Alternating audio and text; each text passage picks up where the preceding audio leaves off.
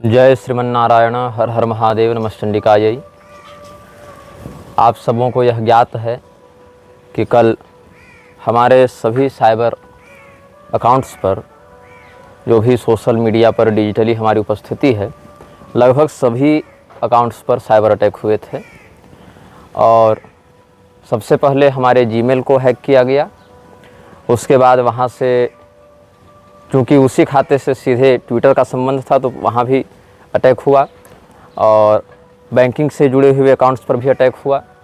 इसके बाद manager admin के अकाउंट से यूट्यूब के दोनों चैनल पर और फिर फेसबुक इंस्टाग्राम पर भी कुछ समय के लिए। अब इस घटना में जो घटना घटित हुई वह कैसे हुई और अभी क्या स्थिति है, इसके विषय में जानने की इच्छा बहुत लोगों को थी। तो सामान्यतया जो हैकर्स होते हैं, इस प्रकार का कार्य करते हैं, वो वीपीएन का प्रयोग तो करते ही हैं और वीपीएन के कारण उनके वास्तविक आईपी और स्थिति का पता करना कठिन होता है। विशेष करके हम जैसे लोगों के लिए जो तकनीक का अगर अध्ययन कर भी लें तो व्यवहार में उसका प्रयोग कम करते हैं। अब सर्वप्रथम हुआ ऐसा कि प्रातःकाल लगभग 7-8 बजे मैं निग्रह प्रवेशिका का लेखन कर रहा था। साथ ही साथ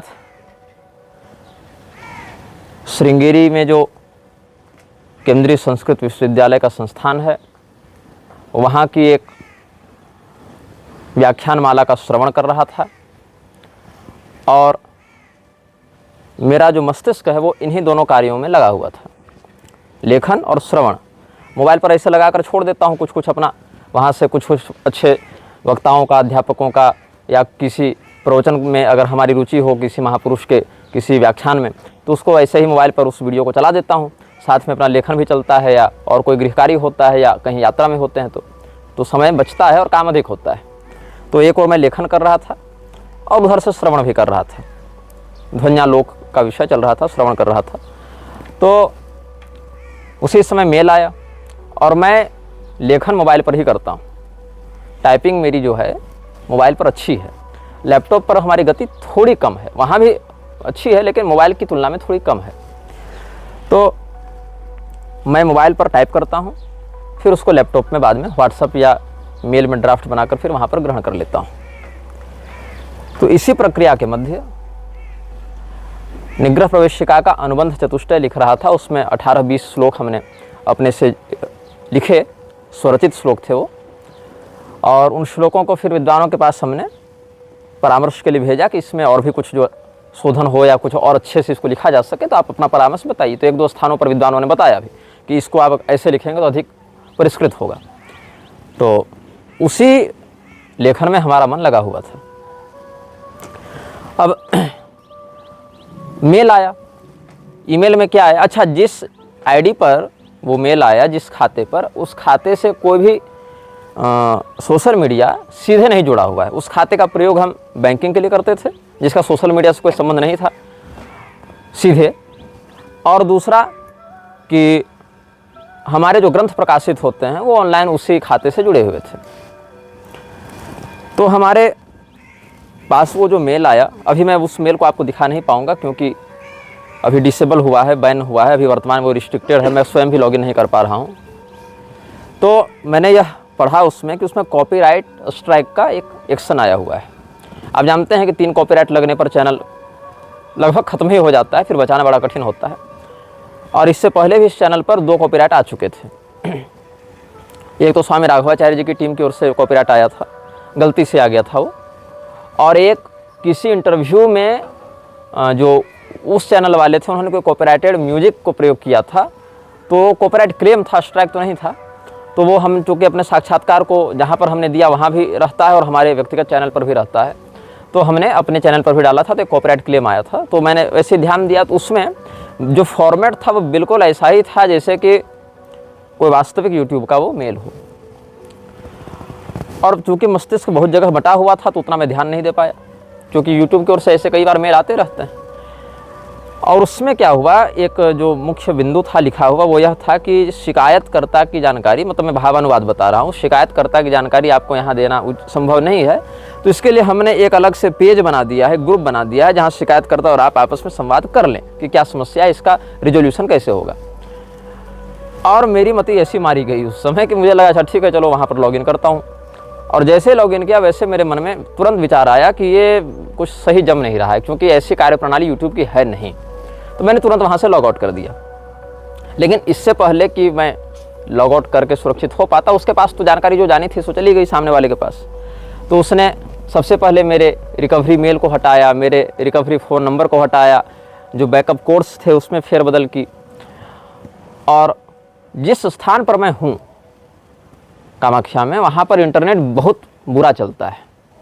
कोई वीडियो अगर अपलोड करना हो तो या तो पहाड़ से नीचे जाइए या कामाख्या देवालय के आसपास जाइए तो कोई इंटरनेट चलता है, चाहे एयरटेल हो चाहे जियो हो, यहाँ बहुत हालत ख़राब है।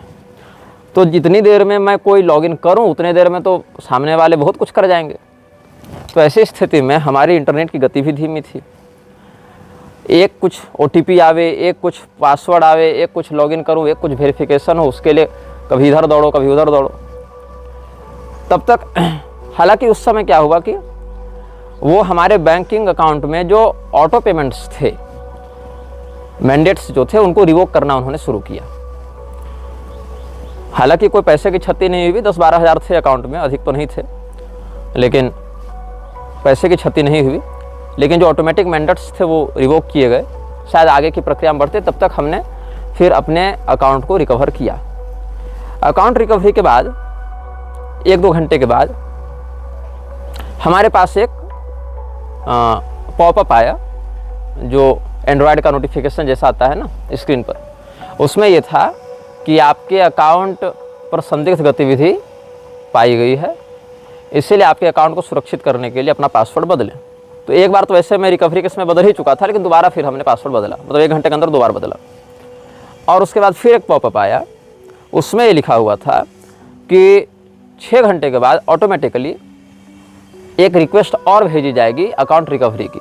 तो यदि आपने इसको रिक्वेस्ट नहीं किया है तो कैंसिल कर दें। तो मैंने कैंसिल किया। फिर दूसरी बार रिक्वेस्ट आई कि 6 घंटे बाद, फिर वो शेड्यूल था, मैंने उसको भी कैंसिल किया। उसके बाद अपने लेखन में लग गया।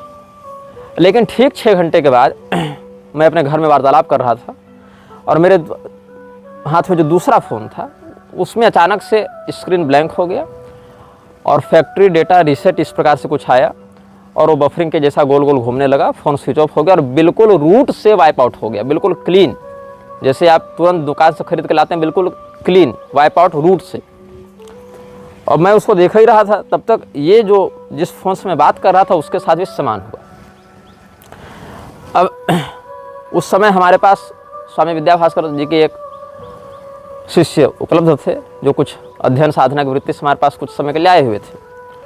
तो मैंने उनका फ़ोन लेकर स्वामी जी को फ़ोन किया कि स्वामी जी ऐसा ऐसा हुआ है, आपके परिचय में कोई तकनीकी विशेषज्ञ हों। तो उन्होंने अपने एक शिष्य का परिचय दिया, उनसे कॉन्फ्रेंस में बात कराई, जो कि किसी बड़े औद्योगिक टेलीकॉम में कोई बड़े पद पर हैं, उनकी जानकारी सार्वजनिक करना उचित नहीं।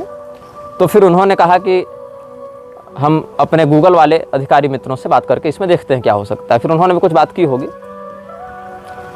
अब तब तक इधर क्या हुआ, हमारे मीडिया प्रभारी जो उस समय यहाँ नहीं थे, यहाँ से 30-40 किलोमीटर दूर थे, उनका फ़ोन आया कि गुरुजी लगता है अकाउंट हैक हुआ है और लोग बता रहे हैं कि कुछ लाइव चल रहा है। तो मैंने जो यहाँ उपलब्ध थे स्वामी विद्याभास्कर जी के शिष्य महोदय, उनके फ़ोन से हमने चेक किया तो पता चला कि यहाँ भी कुछ हुआ है और मुख्य चैनल पर और डार्क सीक्रेट्स वाले चैनल पर भी कुछ चित्र और लेखन हुआ है।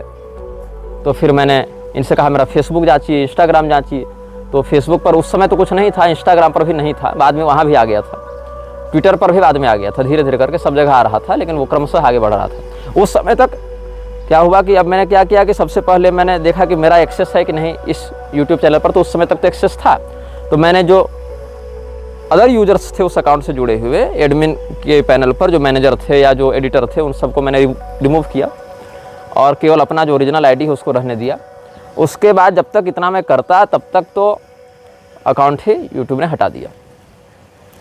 फिर हम लोगों ने अपील की हैकिंग के विरुद्ध, तो उन्होंने अपनी अंदरूनी जांच में पाया कि हाँ हैकिंग हुई है और उसको रिस्टोर किया जाएगा। तो अभी आधे वीडियो रिस्टोर हुए हैं, फिर आधे वीडियो देखिए कब तक आते हैं।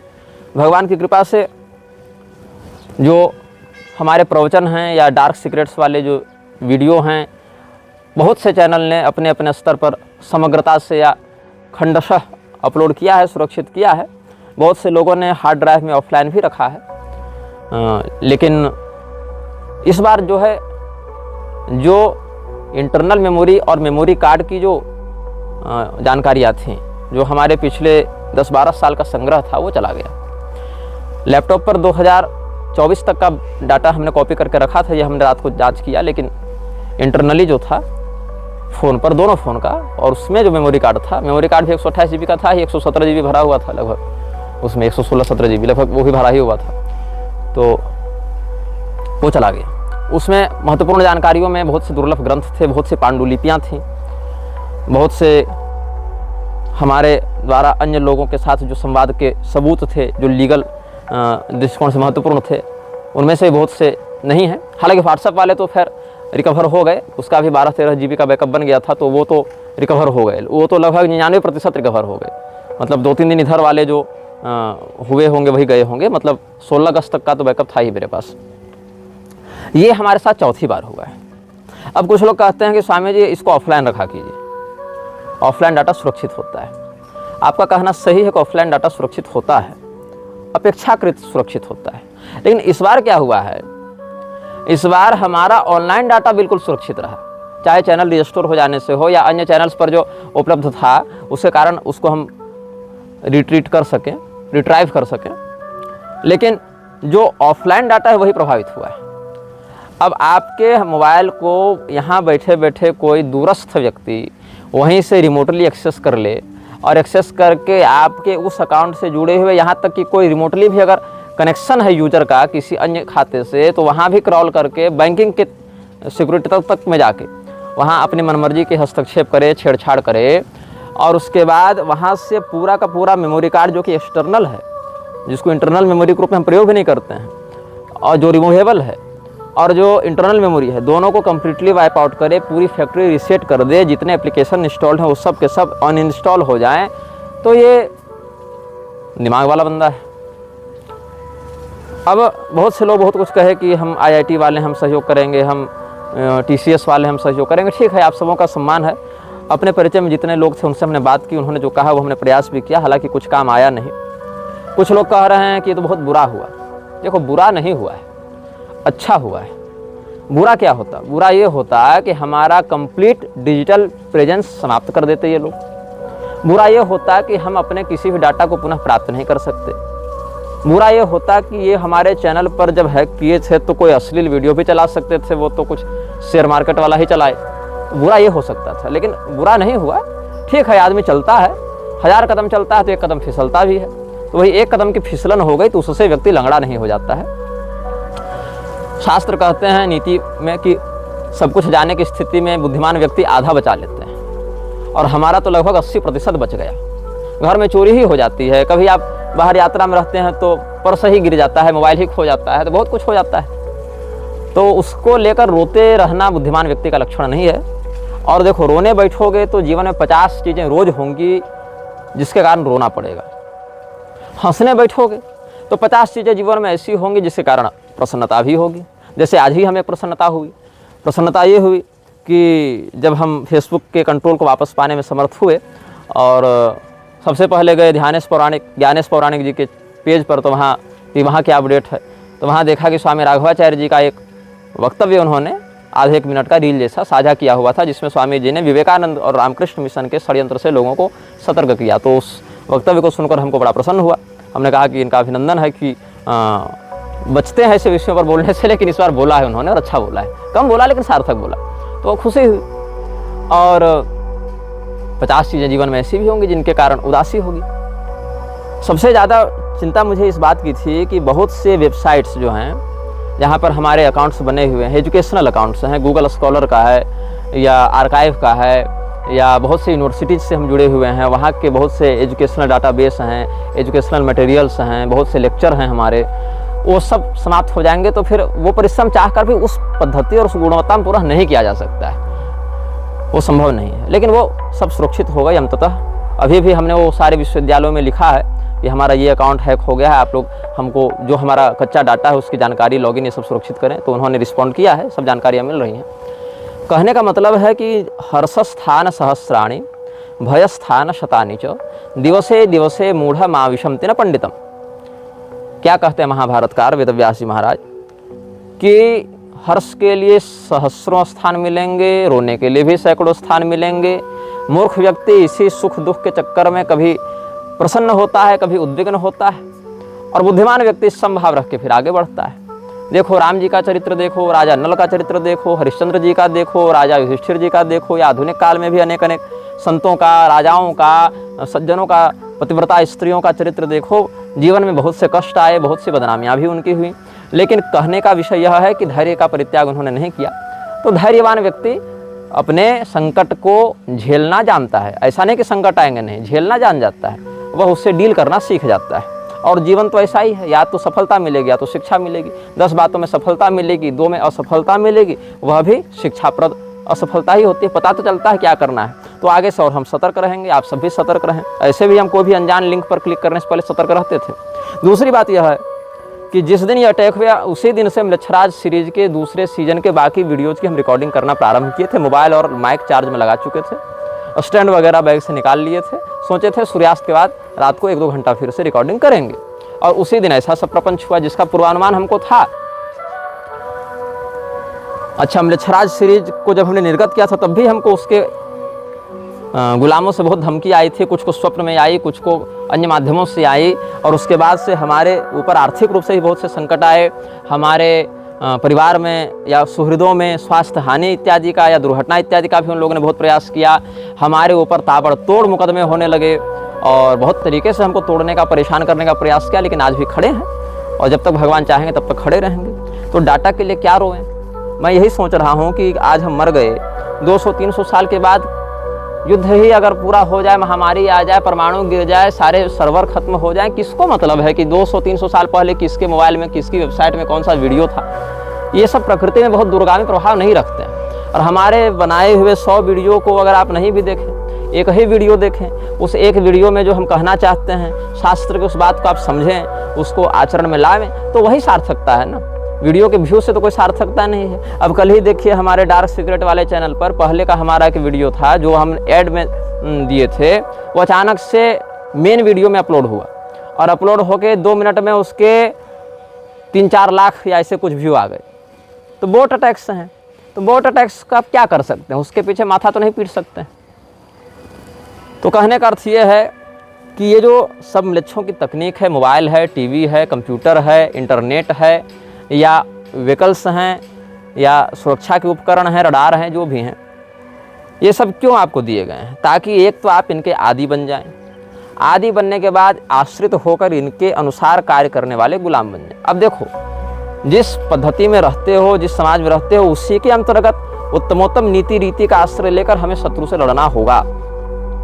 ऐसा नहीं है कि पहले के ऋषि महर्षि, जो लोग आक्षेप करते हैं कि तुम्हारे ऋषि महर्षि इतने ही श्रेष्ठ थे तो क्यों उन्होंने मोबाइल नहीं बना दिया, क्यों उन्होंने हेलीकॉप्टर नहीं बना दिया, क्यों उन्होंने कंप्यूटर नहीं बना दिया। ये सब जो तकनीक है, उन तकनीकों का प्रयोग करने से और उन तकनीकों को बनाने में प्रकृति का जैसा दोहन होता है। ऋषि महर्षि नहीं चाहते थे कि मनुष्य वैसा करे, तो फिर क्या? अब जैसे फ़ोन की सुविधा क्या है कि आपका नंबर हमारे पास हो गया तो हम आपको अपनी सुविधा अनुसार बात कर लिए, वीडियो कॉल कर लिए। आज से 20 साल पहले के लोग भी तकनीक वाले थे तो वीडियो कॉल नहीं कर पाते थे। उनसे 20 साल पहले वाले जो थे वो भी तकनीक वाले थे, लेकिन वो ईमेल नहीं भेज पाते थे। उनसे 20 साल पहले भी तकनीक वाले थे, लेकिन वो जो है सो लैंडलाइन वाला प्रयोग करते थे, पोर्टेबल नहीं था। उनसे 20 साल पहले वाले भी तकनीक वाले ही माने जाते, लेकिन उनकी तकनीक का स्तर कुछ और था। आज के बाद वालों की तकनीक का स्तर कुछ और रहेगा। तो कहने का मतलब यह है कि कोई समाज कह दे कि हम बहुत बड़े वैज्ञानिक हो गए, तो उस विज्ञान की संपूर्णता और सर्वोच्चता को प्राप्त नहीं कर लेगा।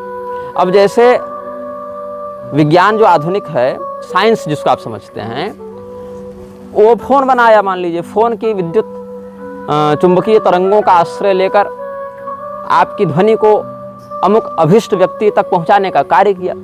अब ऋषि महर्षि ये नहीं कहते थे कि दूरस्थ व्यक्ति से संवाद मत करो, दूरस्थ व्यक्ति से वीडियो कॉल मत करो। उन्होंने उस दूर संवाद की, दूरश्रवण, दूरदर्शन की सिद्धि को प्राप्त करने का कुछ और मार्ग बताया। क्यों भाई, नारद मुनि कैसे वेद व्यास से संवाद कर लेते हैं, भरद्वाज मुनि गौतम जी से संवाद कैसे कर लेते हैं? वो भी तकनीक ही है, वह यौगिक तकनीक है। उन तकनीक को ऋषियों ने लिखा, बताया, प्रयोग किया और योग्य शिष्यों को अधिकारी जानकर उपदेश भी दिया। बहुत पहले की बात नहीं, अप्पय दीक्षित जी के जीवन में ही देख लीजिए, देवराहा बाबा के जीवन में देख लीजिए, त्रिदंडी स्वामी के जीवन में देख लीजिए, उनसे पहले रामानुजाचार्य जी, शंकराचार्य जी के जीवन में देख लीजिए, कितने सारे चमत्कारों की बात है। नाथ संप्रदाय के बहुत से पारंपरिक साधुओं के जीवन में ऐसे चमत्कारों की बात देखने को मिलती है। वो चमत्कार क्या है? मांत्रिक, यांत्रिक, तांत्रिक पद्धति से प्रकृति की ऊर्जा के साथ अपने सत्संकल्पना का अभिनिवेश करके अभिष्ट सिद्धि को प्राप्त करना ही है वह। तो किसी को फोन करके बात करो तो ही संवाद है, और योग मार्ग से दूरश्रवण, दूरदर्शन की सिद्धि प्राप्त करके संवाद करो। लेकिन जो योग मार्ग की सिद्धि है उससे प्रकृति को क्षति नहीं है, उससे पिशाचत्व नहीं है, वह आपके संयम का और एकाग्रता का एक, मतलब आप मशीन के माध्यम से न करो, स्वयं में मशीन का फैसिलिटी स्थापित कर लो। आप हेलीकॉप्टर पर बैठ के मत उड़ो, खेचरी विद्या सिद्ध करके या भूचरी विद्या सिद्ध करके यथेष्ट गमन में समर्थ हो जाओ, परशुराम जी के समान। तो जो काम मशीन कर रही है वो काम मशीन पर आश्रित होकर न करो, उसी दिव्य अलौकिक या कहें कि अमानुषीय जो बातें हैं या थोड़ा सा अतिमानुषीय जो बातें हैं उनको अपने शरीर में ही जागृत कर लो, ये उनका अभिप्राय रहा। इससे क्या होगा, न प्रकृति में क्षोभ होगा, न तुम्हारे अभी जैसे 20-20, 30-30 साल में हार्ट अटैक से मर जा रहे हैं वैसा कोई उपद्रव होगा। अच्छे दीर्घायु रहोगे, स्वस्थ मानसिकता के रहोगे, लोक परलोक भी बनेगा। और हमारे पूर्व काल के जिन जिन महापुरुषों को आज के कथित इतिहासकार और वैज्ञानिक कल्पना भी मानते हैं, जैसे कि मयासुर इत्यादि को, उनका भी मयमतम आज भी इंजीनियरिंग में पढ़ते हैं ना, उनका भी सूर्य सिद्धांत आज भी नक्षत्र, भूगोल, खगोल वैज्ञानिक पढ़ते हैं ना। भले ग्रंथकार को काल्पनिक मानो, लेकिन उसकी जो कृति है उस कृति की अनुपयोगिता तुम सिद्ध नहीं कर सकते।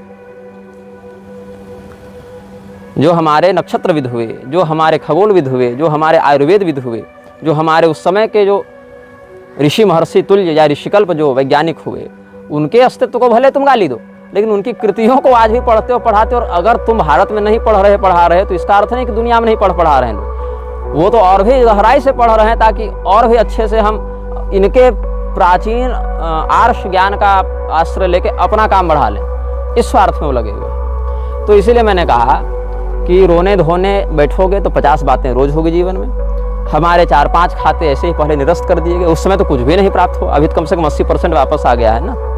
ठीक है, 20% प्रकृति में कहीं नष्ट ही हो जाता, बाढ़ ही आ जाए, कहीं घर ही बह जाए, आग लग जाए, घर जल जाए, तो क्या कर सकते हैं। ठीक है, विदुर जी ने क्या किया? विदुर जी ने भगवान की माया को बलियसी कहा, ज्यायसी कहा, गरीयसी कहा। स्वयं धनुर्द्वारि निधाय मायाम गतव्यथो याद उरुमानयान, उरुमानयान, बहुत बलवती मानते हुए किसको? मायाम, कस्य मायाम? भगवतः मायाम। विदुर जी ने राजमहल में, जो कौरवों का राजमहल है, उस राजमहल के दरवाजे पर अपना ये रखा धनुष, मतलब त्याग पत्र दिया मंत्री पद से। और उस त्याग पत्र के बाद भगवान की माया प्रबल है, इसीलिए धृतराष्ट्र, दुर्योधन आदि हमारे अच्छे उपदेश को भी विज्ञ होने के बाद भी नहीं समझ रहे, ऐसा मानते हुए वहां से चले गए। तो इन्हीं महापुरुषों के चरित्र से प्रेरणा लेते हुए हम लोगों को भी कुछ यत्किंचित प्रयत्न करना चाहिए। तो म्लेच्छराज सीरीज तो आएगी, और कब आएगी ये तो नहीं पता, लेकिन अब जल्दी आएगी। बच्चे वीडियो जल्दी आएंगे, अब मिजाज बन गया है हमारा, तो आएंगे। और लगभग कितने एपिसोड आएंगे अभी नहीं बता पाऊंगा, जैसा समय रहेगा, जैसी फुर्सत रहेगी, जैसा अवकाश रहेगा वैसा प्रयास करेंगे। कुछ लोग यह कह रहे थे कि पब्लिसिटी स्टंट करने के लिए इसने अपना अकाउंट खुद ही डीएक्टिवेट किया और फिर खुद ही इसने अपना ये सब कर लिया। तो ये मूर्ख जन अपनी वो जो मूर्ख बुद्धि है वो अपने पास रखें।